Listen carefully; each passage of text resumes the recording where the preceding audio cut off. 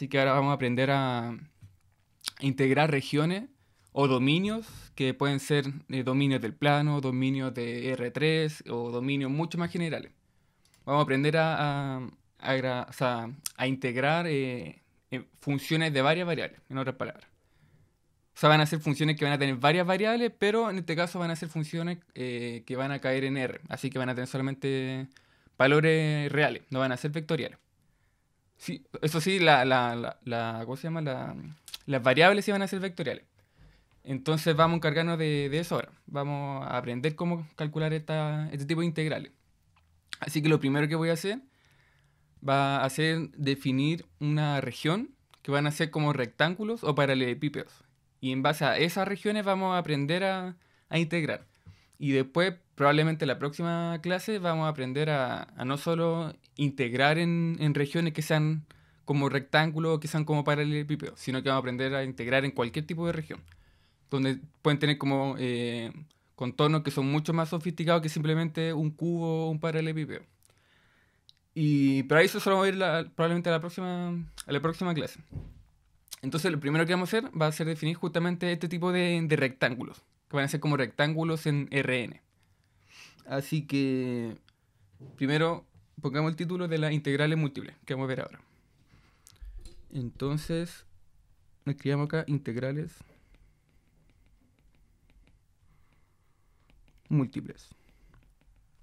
O también en algunos lados le llaman como integrales en varias variables. O en varias variables. Entonces, como les dije, voy a definir una cosa que van a ser los rectángulos de Rn. Así que definición. Entonces, estos van a ser los rectángulos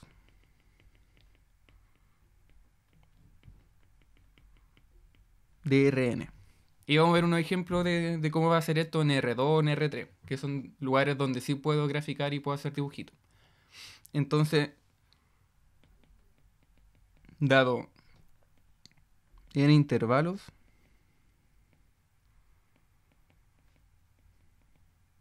cerrados, por ejemplo, A1, B1 o A2, B2, que van a ser intervalos, no sé, pues desde A1 hasta B2, o sea, desde A1 a B1, desde A2 a B2 y así. Pero estoy hablando de n intervalos. Entonces vamos a definir n intervalos hasta a n, bn. Distintos intervalos de R. Entonces, con todos estos intervalos voy a definir un conjunto que va a estar no va a estar en R, sino en Rn. Y que va a ser justamente el producto cartesiano de todos estos intervalos. Entonces se define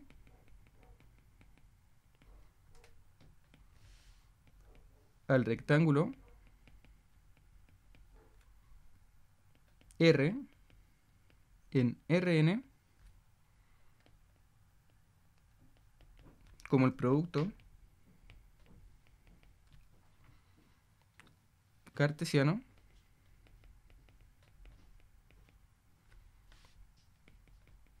de los n intervalos.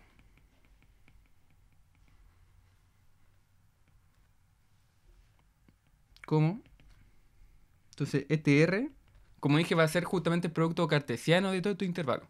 Así que va a tener A1, B1, producto cartesiano, A2, B2 y así, sucesivamente hasta el último intervalo. Y ahora, ¿cómo puedes traducir este producto cartesiano?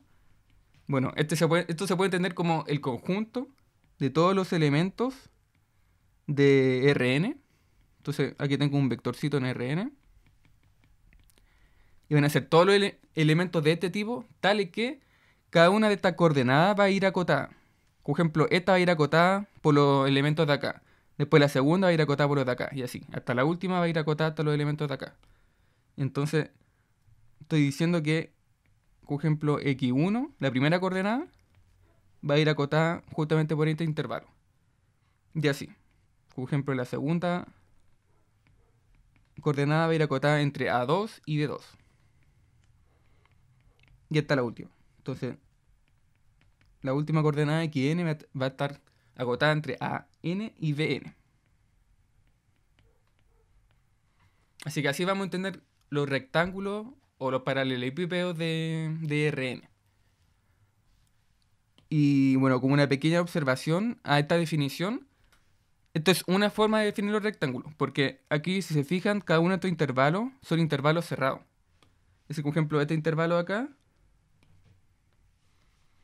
no sé, pone R, esto va a ser entre A1 y B1. Entonces van a ser todos los elementos que se encuentran entre A1 y B1. Pero estoy contando justamente el A1 y el B1. Si no lo contara, entonces estos serían intervalos abiertos. Si no contaría ese tipo de numerito. Entonces también puedo definir mis rectángulos que tengan intervalo abierto, intervalo semiabierto, cosas de ese estilo. Puedo definirme ese tipo de intervalo. Así que vamos a poner aquí como observación.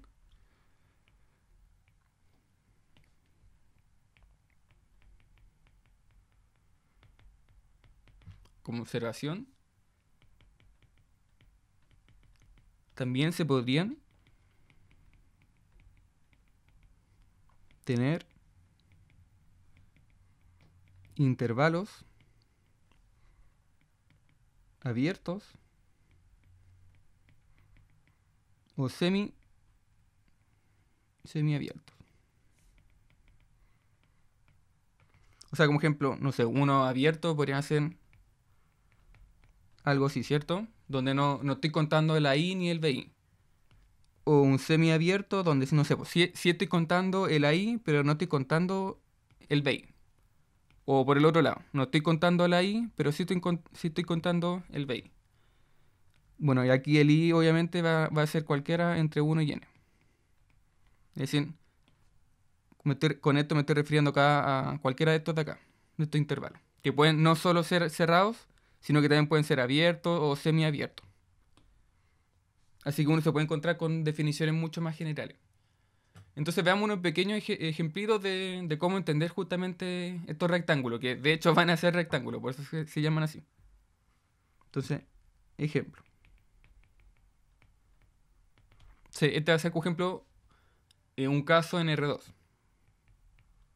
Entonces en R2 deberíamos tener dos intervalos. Así que aquí R debería ser, como ejemplo, A1, B1 o A2, o sea, con B2 y, o sea, 2 y B2. Así que aquí si yo grafico esto en el plano R2, esto debería ser algo como, no sé, A1, B1 y aquí debería ser A2, B2. Entonces, si aquí hago estas líneas, al fin y al cabo estoy considerando todos los numeritos que se encuentran acá. Es decir, todos los puntos X, Y, tales que se encuentren dentro de esta región. Y obviamente como estoy considerando que son cerrados, entonces por ejemplo, estoy diciendo que estoy considerando la 1 y el B1. Así que debería estar considerando toda esta parte de acá también. También como estoy considerando el A2 y el B2 porque son intervalos cerrados, entonces también estoy considerando esta parte de acá. Así que van a ser también como conjuntos cerrados. En base a la definición que hemos visto de conjunto cerrado. Va a tener la frontera, en otras palabras. Así que así se vería, por ejemplo, un rectángulo en R2. Así que justamente es un rectángulo. Y la misma idea va a venir para R3. Entonces, en R3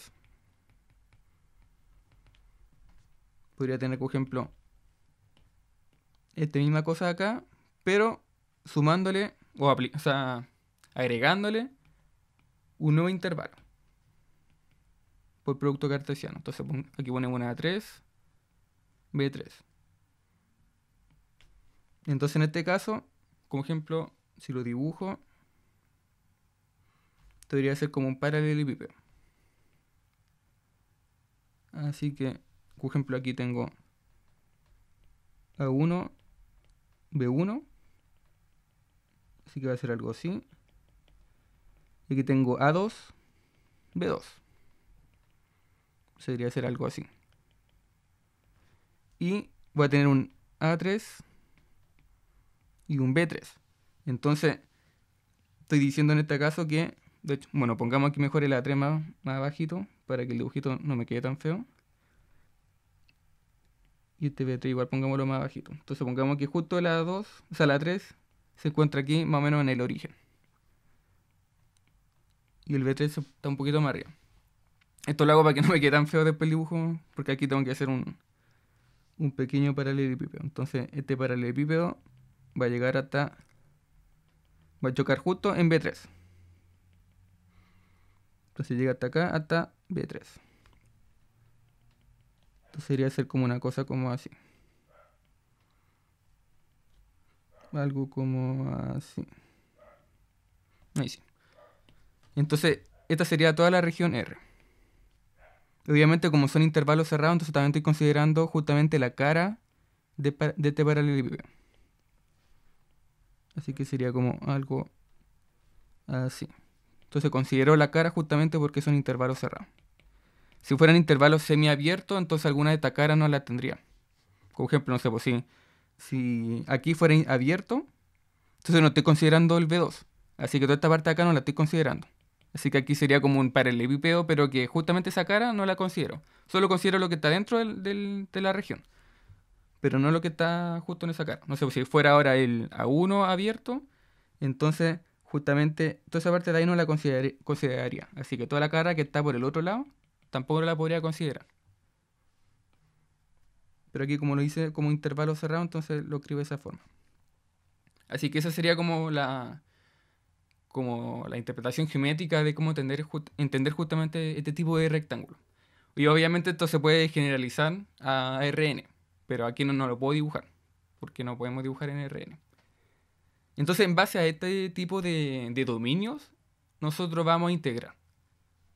Entonces vamos a integrar sobre este tipo de regiones. Entonces, en este caso, nosotros nos vamos a encontrar con algo que se van a llamar las integrales dobles. Porque vamos a tener dos variables. Vamos a tener una variable en x y en otra en y. Y en base a este dominio vamos a integrar funciones de dos variables. Y lo mismo, cuando tengo un dominio de R3, entonces significa que tengo tres variables, x, y z. Así que voy a tener funciones x y z. Y esas funciones las voy a integrar dentro de esta región. Entonces, como haciendo una analogía con lo que vimos, o sea, con lo que se vio en cálculo 2, creo, en cálculo 2 se ven integrales. Haciendo como una analogía a integrales, por ejemplo, primero recordemos cómo funcionaban las integrales con una variable. Entonces, pongamos aquí suma de Riemann. Entonces, si tenemos un dominio en R, en este caso, bueno, el dominio en R, mi región R, que sería mi rectángulo, simplemente sería un intervalo. Sería ese intervalo de ahí. Y en ese intervalo, yo aquí tengo mi eje X, tengo mi eje Y. Entonces en este intervalo yo hago la integral. Supongamos que tengo una función f de x, que va a venir dada, no sé, de esta forma. Entonces esta sería la función f de x. O sea, como yo hago la integral en una región R, la integral, recordemos que son justamente el área bajo la curva de la función. Entonces sería toda esta cosa de acá. Toda esa parte de ahí. Sería lo que nosotros estaríamos integrando si que nosotros hacemos justamente la integral de f de x entre A1 y B1. Entonces nosotros para construir justamente una integral, nosotros introducíamos algo que se llama la suma de Riemann. Entonces nosotros entendíamos esto primero como rectángulo. Como rectángulo que nosotros íbamos sumando. O sea, el área de ese rectángulo lo íbamos sumando y obteníamos justamente toda esta área de acá. Entonces, voy a dibujar aquí un poquito más abajo. Entonces, por ejemplo, siguiendo esa idea, aquí yo tenía 1, B1. Sé que yo tenía esta cosa acá. Entonces la suma de Riemann lo que uno hacía era crear pequeños rectángulos. Aquí, no sé, aquí yo tengo un rectángulo, aquí tengo otro rectángulo, aquí tengo otro rectángulo y así. Y saco el área de estos rectángulos, porque estos rectángulos, su área es súper simple. Es un lado por el otro lado. Entonces después le saco el área a todos estos rectángulos y obtengo una aproximación del área debajo de la curva. Entonces, por ejemplo, si a este le llamo, no sé, xy, esta parte de acá, y esta acá le llamo x más 1y, entonces yo tenía justamente que este rectángulo aquí valía f de y, o f de xy. Así que, en base a esto, yo sé que, por ejemplo, el área de ese pequeño rectángulo es f de xy por xy más 1 menos xy. Es decir, esa parte de ahí, que sería esa parte de ahí, y esa parte de acá, que sería esta parte de acá. Aunque uno usualmente esto lo escribía como delta x. Entonces al fin y al cabo tenía como f de xy, delta de xy. Y con esto yo tenía justamente toda esta área acá. Así que después lo que hacía yo con la suma de Riemann era hacer esto con todos los rectángulos que están bajo la curva de f. Entonces obtenía esta área, obtenía esta otra área y así. Entonces al final obtenía justamente una suma de todos estos rectángulos. Bueno, del área de todos estos rectángulos. Así que al fin y al cabo obtenía aquí una suma para cada i, es decir, para cada rectángulo. Y esto era como una aproximación a la integral desde a1, b1, de f de x, de x.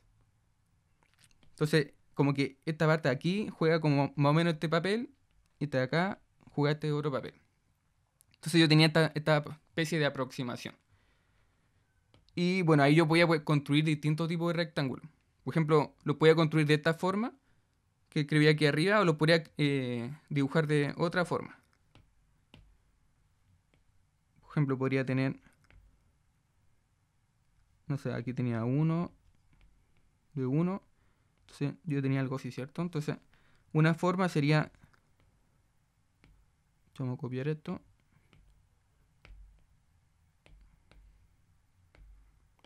Entonces, claro, una forma que yo le escribí que eran con rectángulos que están bajo la curva. Entonces, tenía hartas cosas así. Pero otra forma de aproximar esta área sería con rectángulos que están sobre la curva. Es decir, que sean así. Entonces, siempre están sobre la curva. Entonces, obviamente, uno piensa que el área de esta forma, o sea, no se nota mucho, pero claro, esto como que lo estoy dibujando bajo la curva, fíjense, está como bajo la curva todo el rato. Y esto está sobre la curva. Entonces, uno puede pensar que el área que uno se va a encontrar acá va a ser un poquito mayor a esta área de acá. Entonces, esta va a ser menor y esta va a ser mayor. Así que con este construía una especie de integral, una especie de integral que iba a ser como una integral inferior, con menos área. Y esto sería una integral superior. Entonces, usualmente uno esta la escribía como la integral inferior de f de x. Esta parte de acá uno la escribía como la integral superior de f de x. Entonces uno obtenía justamente la integral de esta función f de x cuando estos dos eran iguales. Entonces cuando estos dos fueran iguales, entonces uno hablaba de f de x. Entonces cuando la integral inferior es igual a la integral superior, entonces uno hablaba de la integral de f de x. Así que podemos hacer exactamente esto mismo, pero con rectángulos que tienen muchas más dimensiones, como las que dibujamos recién. Así que voy a ir a la otra página. Entonces, siguiendo esta misma idea, podemos hacer exactamente lo mismo con dominios, ahora con dos variables, porque vimos recién dominios con una variable. Entonces, en dominios de R2, nosotros deberíamos tener algo de este estilo. Por ejemplo, sería mi dominio en el plano XY. Entonces, acá nosotros pasemos a 1, B1, A1, o sea, sería 2, B2. Entonces aquí uno construía un rectángulo. Entonces este sería mi rectángulo. Entonces este va a ser R. Entonces ahora en base a este tipo de dominio yo voy a hacer exactamente lo mismo que hicimos recién con esos rectángulos, solo que ahora van a ser paralelepípedos. Entonces supongamos que la función va a ser aquí una superficie, no sé, una cosa como de este estilo. Supongo que aquí tengo una superficie como bien rara ahí. Entonces esto sería como algo así. Entonces sería esta sería la superficie que se forma con una función f de x, y. Entonces nosotros ahora queremos sacar justamente todo lo que se encuentra debajo de esa superficie. Entonces ahora ya no estamos sacando el área bajo la curva, sino estamos sacando el volumen bajo la curva. Y en base a este volumen vamos a construir pequeños paralelepípedos que al sumarlo nos van a dar justamente todo este volumen de acá. Así que, por ejemplo, si hacemos justamente eso, podemos tomar, por ejemplo, aquí, podemos de alguna forma como formar una malla sobre ese rectángulo. Entonces, pongamos que aquí tengo un xy, aquí tengo un xy más 1, y aquí tengo, no sé, una ii y un ii más 1. Entonces esto va a ser como por acá. Esto sería como una cosa así. Sería como una cosa como así. Bueno, no sé si se entiende tanto el dibujo, pero la misma idea de lo que nosotros hacíamos, como ejemplo, estos rectángulos, pero ahora lo estoy haciendo con paralelepípedo. Entonces, ahora yo puedo sacar el volumen de ese paralelepípedo, porque es súper fácil. El volumen de cualquier paralelepípedo es un lado por otro lado por otro lado. Entonces el volumen sería ese lado por ese lado y ese lado. Así que su volumen simplemente sería f de x, y por... Voy a poner un poquito más abajo para que me alcance el espacio. Entonces el volumen debería ser de ese paralelepípedo f de x, y por xy más 1 menos xy y y más 1 menos ii. Que al fin y al cabo lo puedo escribir como igual que la suma anterior, como delta xy y delta ii. Así que este sería, como dije recién, el volumen de este paralelepípedo. Entonces podríamos hacer eso con cada uno de los paralelepípedos que yo puedo ir formando debajo de esta superficie. Así que uno puede pensar que el volumen dentro de toda esta región va a ser justamente la suma de cada uno de los paralelepípedos. Así que en otras palabras estoy diciendo de que al hacer justamente la suma, debería obtener, vamos a escribirlo un poquito más acá, escribirlo por acá. Entonces, al fin y al cabo, si estoy haciendo la suma de cada uno de estos paralelepípedos, esto debería ser como aproximado a una integral doble de f de x, y. O donde ahora voy a tener dos variables. Voy a tener dx y dy. Esto va a ser para esa, eso va a ser para esa, y eso va a ser eso. Y aquí la suma se convierte en una integral más o menos. Porque ahora voy a tener una suma sobre cada uno de estos rectángulos de forma bien fina. Bueno, y esto sería, por ejemplo, en este caso la primera integral debería ser los límites de integración como lo tengo en x, debería ser entre a1 y d1. Entonces debería ser entre a1 y d1. Y ahora con el y debería ser entre a2 y d2. Entonces aquí sería a2, b2. Entonces más o menos vamos a obtener una cosa de este estilo. Y podemos hacer exactamente lo mismo con R3, R4, R5 y así. Entonces a medida que le vamos agregando dimensiones a la función, aquí se van a ir agregando más variables. Entonces, por ejemplo, si esto fuera para un dominio en R3, entonces aquí tendría, por ejemplo, un delta zi. Entonces también tendría aquí un dz. Bueno, aquí me faltaría una variable ahí, z, y debería agregarle otra integral acá. Sería A3, B3. Y lo mismo, si le agrego ahora, esto sería un dominio en 4 dimensiones, es decir, en R4 debería tener aquí el z y otro más, no sé, W. Entonces aquí debería tener dz de W. Y debería ser una función en z también y en W. Entonces aquí deberían ser 4 integrales. Y así. Si tengo n dimensiones, entonces aquí voy a tener n variables. Y aquí voy a tener también obviamente dentro de la función n variables. Y aquí voy a tener n integrales. Así que de esta forma va a funcionar justamente las integrales que nosotros vamos a aprender a resolver. Donde de estos dominios van a ser mucho más sofisticados. De hecho, generalmente porque en parte igual ya saben cómo integrar, así que quizás el mayor reto va a ser muchas veces encontrar bien los límites de integración, porque a veces los dominios van a ser un poco más sofisticados que para el epipeo, o que un enmayado. Puede que sea, no sé, pues, un círculo, puede que, no sé, después si el dominio es en R3, puede que sea una circunferencia y cosas de ese estilo. Pero ahí vamos a aprender a hacer todo ese tipo de cosas. Entonces, esa es como la idea que vamos a seguir para poder definir lo que va a ser justamente una integral múltiple. Entonces, definamos justamente ese tipo de integrales. Así que definición. Entonces, la integral de Riemann. Aquí se le llama integral de Riemann, así con un pequeño paréntesis, porque hay varios tipos de integrales, como en general, como en matemática. Que hay otro tipo de integral que se llama la integral de Lebesgue. Entonces, y ahí se integra de otra forma y hay otra herramienta matemática para poder integrar. Porque hay otro tipo de funciones y ahí se generaliza más este tipo de cosas. Entonces aquí nosotros simplemente nos vamos a limitar todo este curso a calcular integrales de Riemann. Ese va a ser el tipo de integral, que son usualmente las integrales que uno siempre se encuentra. Así que tampoco no es nada del otro mundo en ese sentido. Pero por eso se le llama de Riemann. Y no tiene otro nombre. Por eso se hace énfasis en eso. Entonces, definición. Sea primero una región de Rn, un rectángulo cerrado y sea una función que al menos va a estar bien definida dentro de ese rectángulo.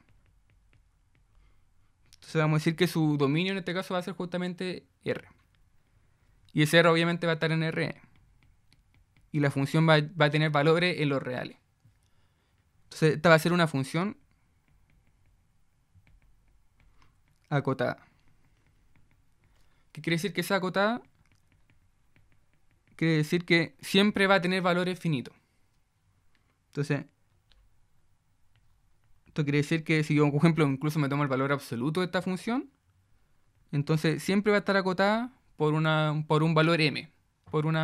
Esto va a ser simplemente una constante m. Y esto va a ocurrir para todo x, en este caso en R. Sería x vector. Entonces, teniendo simplemente esa suposición de que la f va a ser una función acotada, que simplemente esto para decir que no va a tomar valores finitos. O sea, infinito. Es decir, esta función no va a diverger en algún punto, cosas de ese estilo. Y con esta suposición decimos que f es Riemann integrable en la región R. Sí, justamente se tiene lo que les dije como hace 5 minutos de la integral superior e inferior, que en este caso estoy diciendo de que la integral, como ejemplo, inferior de f en la región R va a ser igual a la integral superior de f en la misma región. Entonces sería la integral superior. Esta sería la integral inferior. Entonces, como pequeño aquí recordatorio, es como la inferior era cuando tenía rectángulo bajo la curva. Y la integral superior es cuando tengo integrales, o sea, cuando tengo los rectángulos sobre la curva. Como cosas así. Entonces, cuando digo que las dos son iguales, es decir, los dos me dan la misma área, significa que ya puedo definirme la integral. Entonces, voy a poner aquí negro, color negro. Entonces se denomina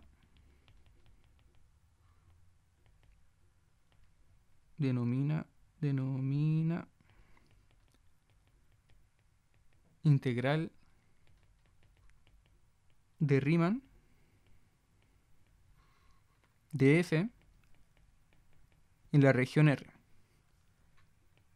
Y se denota como... Entonces voy a ir al otro lado. De hecho, igual lo puedo poner acá. Y se nota como... Aquí, como estoy definiendo esto en Rn, como le dije recién, van a ser n integrales. Entonces va a tener aquí n integrales. De f de x1 hasta xn.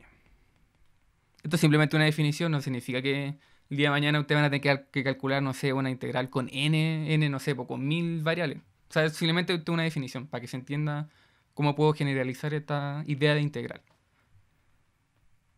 Entonces, y esto va a ser con dx hasta dxn. Esto va a ser sobre la región R. Entonces, cuando hable de la región R, voy a decir que cada una de estas integrales de x1 hasta xn, de x1 a xn, va a estar definida cada una con un cierto límite de integración. Entonces, la del x1 va a estar, por ejemplo, si aquí defino, no sé, y de i, entonces aquí va a ser la integral de i, la primera. En este caso, como es la de x1, entonces va a ser hasta a1 y d1. Y así, sucesivamente hasta la última. Entonces la última debería tener la última integral. Entonces debería ser hasta an bn. De hecho, esto va a funcionar similar a las derivadas parciales, que no sé si recuerdan cuando uno derivaba, por ejemplo, sobre una variable, la otra variable se comportaba como una constante. Aquí va a ser exactamente lo mismo. Por ejemplo, yo cuando integre, primero integro sobre esta parte de acá y me preocupo solo de esa primera variable, que sería en este caso la variable x1. Y todas las otras las veo como que fueran simplemente constantes. Entonces de aquí voy a obtener justamente una cosa. Y después esa cosa tengo que integrarla sobre la otra variable. Y así. Me voy preocupando de una variable en otra variable, otra variable. Por si acaso. Entonces como que si integro por una, entonces las otras se comportan simplemente como constantes. O sea, cuando cuando estoy integrando una en específico. Ahí vamos a ver ejemplos como para que se entienda bien todo esto. Entonces, esta sería la definición que nosotros vamos a tener de integrales múltiples. Y en base a esto, voy a presentar unos pequeños teoremas y proposiciones y después vamos a ver unos ejemplos. Y el primer teorema que vamos a ver va a ser un teorema de suficiencia. Es decir, si la función cumple tal cosa, entonces de inmediato yo puedo decir que va a ser integrable y puedo calcular justamente su integral. Entonces yo le dije que si la función era acotada, entonces la función iba a ser integrable. Es decir, voy a poder hacer este cálculo. Pero también se puede obtener otra condición, que es mucho más general y que se suele encontrar mucho más, que es la de una función continua. Si digo que la función f es continua, entonces de inmediato yo puedo decir que va a ser una función integral. Así que vamos a enunciar ese teorema en la otra página. Así que este es el teorema de suficiencia. ¿Sí? De suficiencia. ¿Por qué es suficiencia? Porque simplemente es suficiente con que sea continua. Me basta simplemente. Si tiene esa condición, entonces estamos al otro lado. Entonces, esto me dice que cualquier función continua en la región R de Rn, donde, bueno, ahí este sería, en este caso, el rectángulo. Pongamos aquí el rectángulo. Entonces, cualquier función continua definida en este rectángulo va a ser integrable. Entonces es integrable.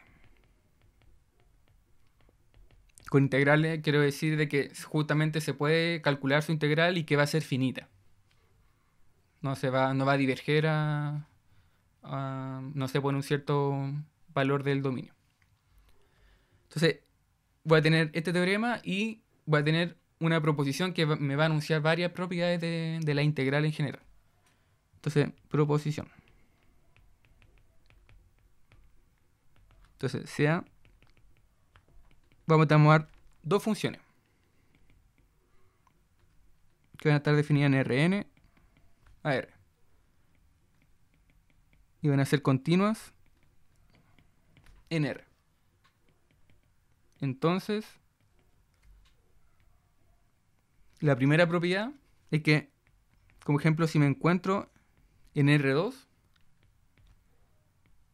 si justamente se da la curiosidad de que f de x y es igual a la función constante, es decir, simplemente vale 1 para todo x y en mi región R, entonces la integral de esta función se va a convertir en el área de la región R. Entonces, la integral sobre esta región, sabemos que esto va a ser 1 dentro de esta región R, entonces vamos a decir que esto sobre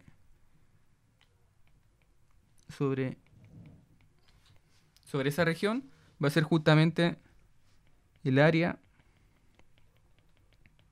de R. Vamos a poner un poquito más acá. Y usualmente, de hecho, es muy común que cuando tengo dos variables, a este de x y de y se le suele escribir como dA. Sobre todo en física. Se suele encontrar mucho uno con esto. Y esto uno le llama como el diferencial de área.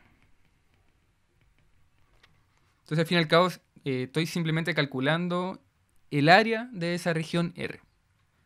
Así que, justamente si tengo eso, sacando toda esta parte de acá, con esta integral. Y va a ocurrir exactamente lo mismo, pero en R3. Solo que no va a ser el área de R, sino que va a ser el volumen de R. Entonces, en R3, si f de x y z es igual a 1, para todo x y z dentro de la región R, entonces va a ocurrir exactamente lo mismo. Voy a tener aquí la integral triple de f de x y z, de x, de y, de z. Y vamos a decir que esta función va a valer 1 dentro de toda esa región. Así que simplemente tengo la integral triple de dx, de y, de z sobre la región R. Así que este va a ser el volumen de R. Así que simplemente estoy calculando todo ese paralelepípedo que le había dibujado antes. Esa cosa de ahí. Todo el volumen que encierra esa cosa ahí va a ser justamente eso. Entonces sería la primera propiedad de la función. Y usualmente también, esta parte de acá, hay libros donde esto se suele escribir como dB, como el diferencial de volumen. Diferencial de volumen. Por si acaso. Otra propiedad es que si tengo, por ejemplo, dos valores reales, la integral va a tener una propiedad de linealidad. Es decir, por ejemplo, si tengo una suma de funciones adentro de la integral, entonces eso va a ser igual a la suma de las integrales de cada una de las funciones. Entonces, por ejemplo, si tengo aquí una integral con n variables y tengo aquí f de x menos g de x, bueno, donde va aquí de x1 hasta xn. Entonces, esto va a ser igual. O sea, no va a tener ningún problema con separar las integrales. Y no solo separar, sino que dejar también la constante afuera de la integral. Entonces no va a tener ningún problema en decir que esto va a ser igual a f de x1 hasta xn menos beta y la otra integral de x1 hasta xn. Entonces, sobre la región R, sobre la región R. Entonces, les dije como linealidad porque usualmente a esto se le llama linealidad. Cuando tengo una suma adentro o una recta adentro, entonces después tengo como una suma o una recta afuera. Es decir, como que la puedes separar. Entonces siempre voy a poder hacer eso, no hay ningún problema en separarla. Otra propiedad es que si una de las funciones tiene mayor valor que la otra, entonces su integral también, una integral va a ser mayor que la otra. Entonces, por ejemplo, si tengo una función que es menor a la otra función, y esto ocurre para todos x en Rn, O sea, todo vector X en Rn. Entonces la integral de f de x, bueno, del vector x, x1 hasta xn, la integral que encuentre esta función siempre va a ser menor o igual a la otra, de la otra función que es mayor. Entonces de x1 hasta xn, sobre la región R. Esto también siempre se va a dar. Siempre se va a dar. Obviamente tienen que ser para todo x dentro de una cierta región. En este caso, aquí lo estoy diciendo que esto va a ser todo x en Rn y tengo esto en R. Y R obviamente un subconjunto de Rn, así que no tengo ningún problema. Otra propiedad es con el valor absoluto de la función. Se voy a ir a la otra página. Entonces, voy a decir que es, bueno, si estoy diciendo que, yo dije que en la proposición, voy a ir un poquito para atrás, yo dije que la función f era continua. Entonces sabemos por el teorema de que es integral. Así que al tener esta hipótesis, también puedo decir que el valor absoluto de esta función también va a ser integral. Obviamente también va a ocurrir lo mismo con g. Su valor absoluto también van a ser integrales. Y como son integrales, también puedo sacar su integral. Así que, en base a la hipótesis que ya tenemos, este valor absoluto es integral.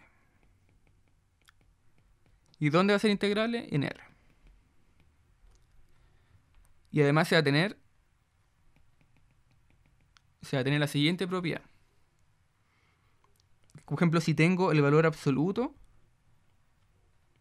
de la integral de esta función f de x en la región R, vamos a tirar esto un poquito más a la izquierda. Entonces esto va a ser menor o igual a la integral del valor absoluto de la función.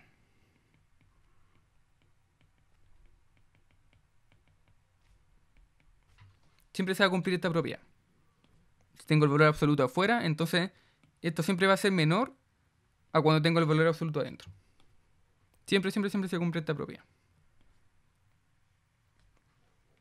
Otra propiedad, y esta sería la última de esta proposición, es que si justamente mi región R es la unión de otras dos regiones, de una región R1 y una región R2, que van a ser regiones disjuntas, es decir, que no, su intersección siempre va a ser vacía. Entonces, van a ser, su intersección siempre va a ser vacía. Entonces, con intersección vacía estoy diciendo que no tienen elemento en común. Entonces son como cosas como, no sé, tengo un rectángulo, tengo otro rectángulo, esto sería R1 y este R2. A esto me refiero con disjunto, que están separados. Cosas como esta, o sea, esto está bien, y cosas como esta está mal. Esto no sería disjunto, porque tienen como elemento en común. Entonces cuando tengo cosas de este estilo, de hecho cuando uno usualmente escribe la unión de elementos disjuntos, uno le pone aquí un puntito. Como para decir, ya, estos elementos no tienen intersección, o sea, nunca se intersectan. Tienen intersección vacía, no tienen elemento en común. Entonces si tengo, por ejemplo, dos regiones, y estoy sacando la integral de esas dos regiones, entonces eso significa que de hecho igual es intuitivo. Si estoy sacando la integral sobre esta región entera, significa que también estoy sacando como la suma de cada una de las regiones. Entonces sacar esto es lo mismo que sacar esta integral y esta integral por separado. Entonces estoy diciendo que si tengo justamente esta integral sobre la región R, esto va a ser lo mismo que separar las integrales sobre la región 1 de x1 xn y sobre la otra región R2 de f de x de x1 a dxn. Entonces eso se va a cumplir siempre, siempre, siempre, siempre. Así que ahora que definí o sea, que presenté este teorema y esta proposición, nos quedaría ver algo que se llama la integral iterada, y de ahí veríamos un ejemplo, que de hecho creo que sí puedo alcanzar a verlo. Entonces, definición.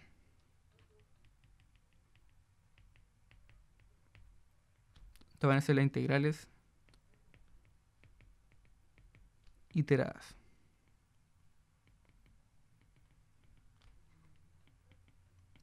En Rn. Entonces, para explicar esto, lo vamos a explicar en R2. Así que aquí vamos a poner R2 para que se pueda entender. Entonces sea f definir una cierta región R de R2 a R, es decir, tiene dos variables. Entonces si tengo una función f de x mayúscula igual a la integral de a1 b1 sobre f de xy de y, fíjense que la forma en que me definí esta función tiene una variable aquí suelta, porque estoy integrando sobre y. Entonces al integrar sobre y me queda la variable x suelta. Entonces por eso es que esta función depende de x. Entonces esta función es integrable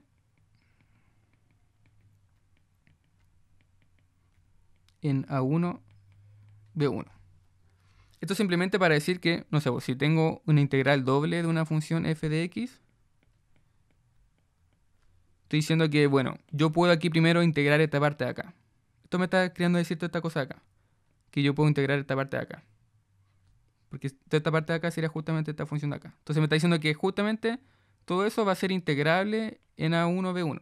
Así que después cuando obtenga aquí un valor, f de x, entonces puedo después hacer justamente ahora esta nueva integral. Eso es como lo que me está diciendo. Entonces, la integral a1 b1 de f de x mayúscula de x se puede escribir como sería 1 b1 f de x. Esto va a ser la integral doble, que es justamente lo que les dije acá. Así que tengo a1 b1. Entonces aquí sería a2 b2 f de x y de x. Aquí le tengo un paréntesis porque sería toda esta cosa acá debería ser f de x. Y puedo hacer exactamente lo mismo, pero al revés. Porque aquí fíjense que lo estoy haciendo integrando primero en y. Entonces puedo hacer exactamente lo mismo, pero al revés. Entonces aquí cambio las variables. Bueno, aquí puse de y, pero aquí era de y de x. Entonces si la función g de y, definida como a1 a b1 de la integral de f de x y de x, fíjense que ahora estoy integrando, la forma que estoy definiendo g es que estoy integrando sobre x. Entonces me queda suelta y, por eso que depende de y. Entonces esta función también es integrable. En a2 b2. Entonces la integral a1, que sería a2 b2 de g de y se puede escribir de la forma, pues aquí tengo a2 b2 de g de y esto lo puedo escribir como la integral de a2 b2 y esta otra integral de acá, 1 b1 de f de x y de x de y. Entonces, en resumen, lo que estoy diciendo con esto es que siempre me voy a preocupar de calcular, de hecho lo que dije como al principio de cuando empecé a definir integrales, que siempre me voy a preocupar de primero integrar esa de ahí, esta cosa de acá, y después lo que obtenga voy a poder integrarlo con la otra variable. Eso es lo que está diciendo acá. Estoy diciendo que el valor que obtengo, que va a ser g de y, va a ser integrable. Entonces el valor que obtenga voy a poder integrarlo. Entonces en este caso voy a obtener el valor g de y. Y este sí voy a poder integrarlo y ahora lo voy a integrar con la otra variable. Y así, obviamente, si tengo más variables. Me preocupo primero de una integral, después de la otra integral, de la otra integral y así. Así que esto como de forma más general, con r dimensiones, o sea, con n dimensiones,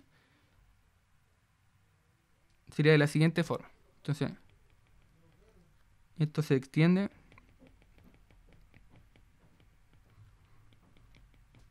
a Rn como, aquí me defino otra función, por ejemplo, que va desde x2 a xn.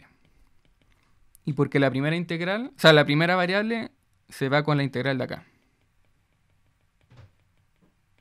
Entonces esto va desde x1, solamente de x1. Entonces estoy integrando solamente en esa variable y me quedan sueltas todas las otras variables.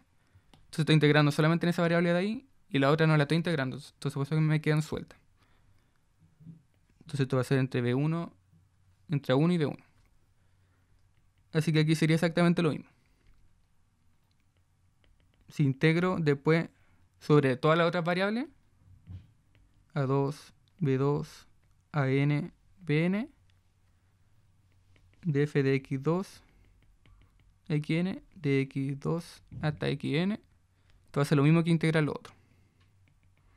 Desde A1, B1, AN, BN, de f de x1 hasta xn, de x1. Esta parte de acá sería el f mayúscula. Después vendrían las otras variables. Así que, claro, cuando en realidad tengo una integral de este estilo, como dije recién, como lo repetí en antes, estoy integrando primero esta integral de acá y después empiezo a hacer la otra. Así que ahora veamos un ejemplo de cómo entender todo esto que le acabo de explicar. Así que, ejemplo. Entonces vamos a hacer una integral súper sencilla, pero simplemente para entender la idea de esta proposición. O sea, de esta definición más que nada. Entonces, resolver la integral de, en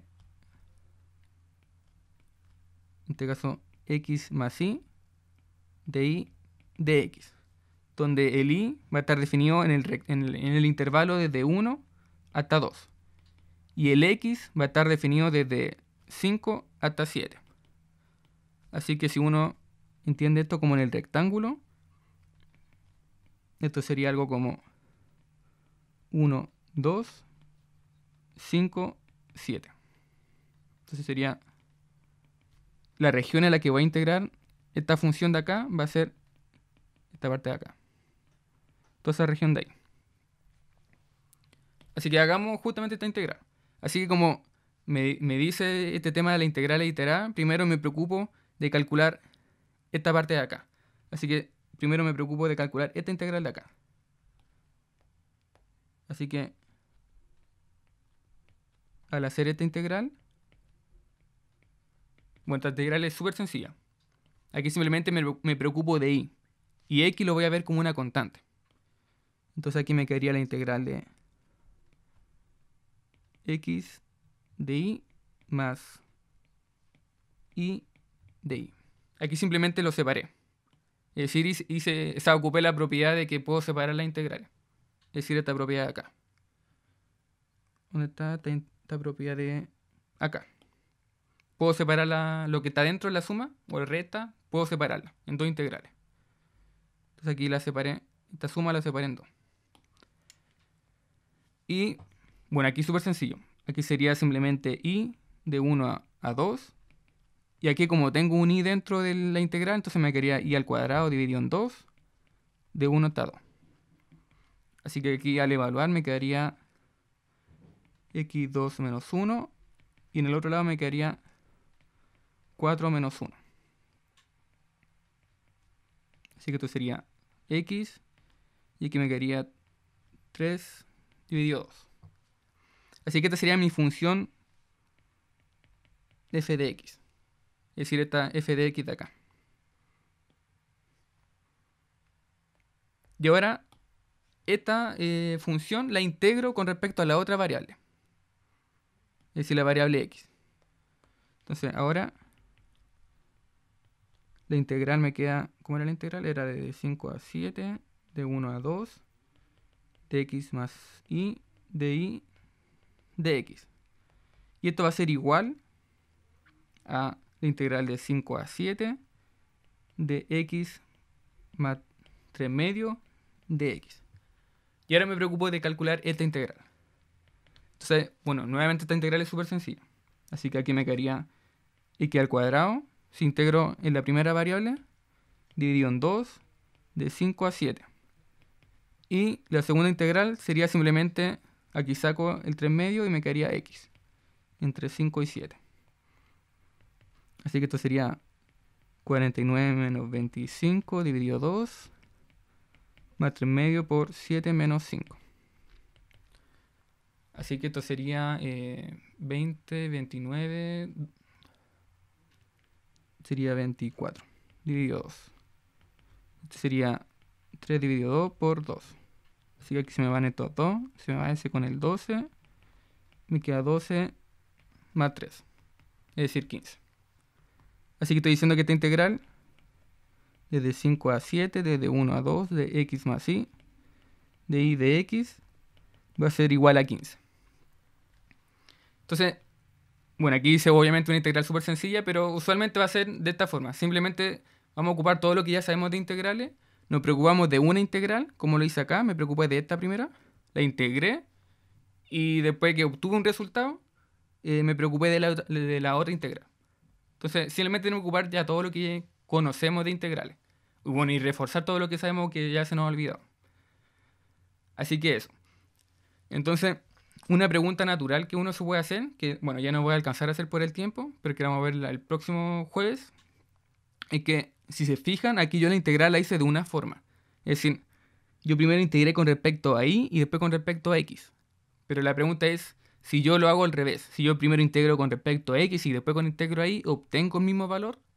Entonces, la pregunta que uno se puede hacer es, esto va a ser igual a la integral desde, ahora, al revés.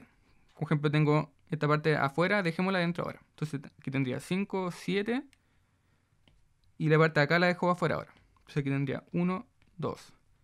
De la misma función, pero ahora tengo las variables intercambiadas. Entonces ahora voy a tener aquí un x, o sea, un dx. Voy a tener un dx y un dy. Entonces primero integro con respecto a x y después con respecto a y. Entonces la pregunta es, si intercambio las integrales, ¿obtendré el mismo valor? Y la respuesta es sí. Que de hecho vamos a comenzar con eso el próximo jueves. Y que de hecho se llama el teorema de Fubini, que me dice que justamente puedo intercambiar las integrales. Yo puedo hacerla como yo quiera. Yo puedo elegir el orden con qué variable comienzo y con cuál termino. Todo eso lo voy a elegir yo. Y siempre debería dar igual como yo elijo el orden porque el valor debería ser el mismo. Aunque aquí como paréntesis, todo esto sirve dentro de... o sea, aquí los límites de integración no van a cambiar, simplemente van a cambiar el orden. Pero después vamos a ver límites de integración que van a ser un poco más sofisticados, que van a ver aquí funciones. Entonces ahí vamos a tener que tener un poco cuidado con cómo intercambiamos las integrales. Pero al menos como tenemos ahora límites de integración que son constantes, es decir, un 1, un 5, un 2, un 7, entonces no vamos a tener ningún problema en intercambiarlas. El valor va a ser el mismo. Pero eso lo vamos a ver justamente el próximo jueves. Vamos a comenzar con ese teorema, que se llama el teorema de Fubini. Así que eso. Que Chao, estén profe, bien. gracias. Cuídense. Nos vemos. Chau, chau. Chao, profe, que le vaya bien. Igual. Chau, chau.